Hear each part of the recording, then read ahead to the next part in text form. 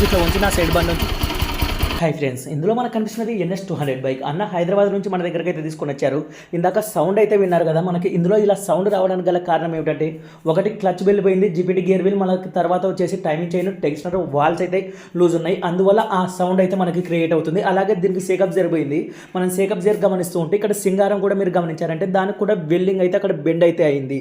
మనం కొత్త సేకప్ జర్ వేసినా కూడా మనకి అది అలాగే బెండ్ అయింది. అంత కంఫర్ట్ అయితే ఉండదు. నేను ఇక్కడ ఓపెన్ చేశాను ఈ సింగారాన్ని, మీరు అయితే చూడండి. అది పూర్తిగా దాని చుట్టూ అయితే గట్టి అయిపోయింది. దీన్ని అయితే రెడీ చేయించమని అన్న అయితే చెప్పారు. దీన్ని కొత్తదిగా ఉన్న నీట్గా మనకి పట్టీలు పెట్టి వెల్డింగ్ అయితే చేయించడం జరిగింది. దానికి నీట్గా మనం స్ప్రే కొట్టి ఫిట్టింగ్ చేస్తున్నాం. అలాగే సేకప్ జర్ అన్న అయితే తీసుకొచ్చుకున్నాం. దీనికి కావాల్సిన స్పేర్స్ మొత్తం A to Z అయితే మనకి కావాల్సినవి అయితే అన్న అయితే దొరికాయి. ఒక జీపీటీ గేర్ వీల్ మాత్రం అయితే మనకి దొరకలేదు. ఎట్లా అసెంబ్లీ తీసుకున్నామంటే బెల్తో సహా అయితే వస్తుంది. ఆ బెల్ బుస్ కోసం మనం సపరేట్గా కర్నూలుకి అయితే వెళ్ళాం. 2 సార్లు ఈ బైక్ వర్క్ మీద మనం కర్నూలుకి వెళ్ళడం అయితే జరిగింది. మొత్తం డీజిల్ వాష్ చేసి ఆ వెల్డింగ్ అమౌంట్తో సహా మొత్తం 2500 మనం ఫిట్టింగ్ ఛార్జ్ అయితే తీసుకోవడం జరిగింది.